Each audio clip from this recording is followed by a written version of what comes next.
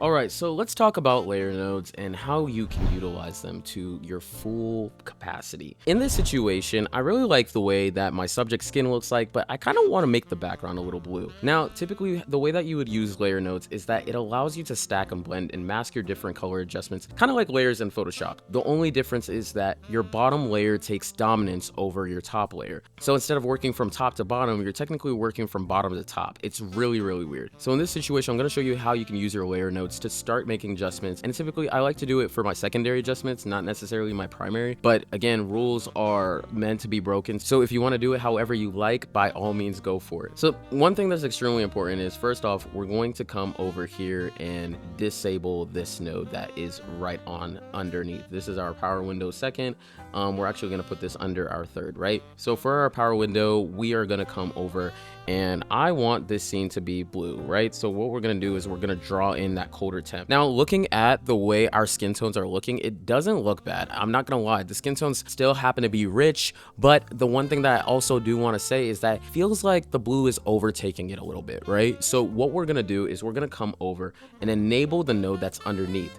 It is going to wipe away all our adjustments. Now, you're probably wondering like, okay, well, where do my adjustments go? How do I use this layer node? So again, remembering that rule that I told you in terms of it stacking, we're just going to come back over. And so that way we can reveal it, we're going to use our HSL qualifier to bring out and isolate our subject. So we're going to come over here. I'm going to press Shift H so I can see exactly what is being affected. And I'm going to select primarily on both of my subjects, dad and the kid. As you can see, we need to fix a couple of things. So we're going to try and get this as close as possible to finalizing just that region. So we're going to soften those edges. We are going to soften the center and try to take out as much as extraneous information as we possibly can when it comes to the way our subjects are appearing. Once I'm done with that, I'm just gonna blur things out, clean up my blacks so that way it's a little bit nicer, clean up some of those whites so that way I can bring back some of that information. And then we are going to drop down our in and out ratio. And then once I enable that, now we can kind of see exactly how our skin tones were looking like before and how our scene is looking a little blue. So now I can come back over to this node on top, and then I can actually just increase that temperature because I didn't want it to be too strong. And now I have a much more cooler image alongside with our subject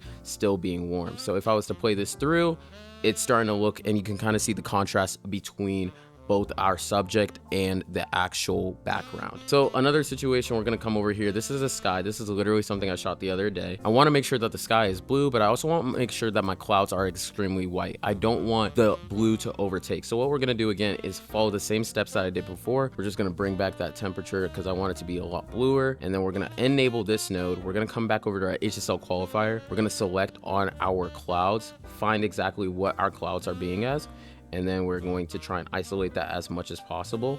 And because I see that there's a little bit clipping over here, we're going to clean up those whites first, and then we are going to clean up the white clips as well. Just drop that down, and then we are going to blur our radius so that way it doesn't look as harsh.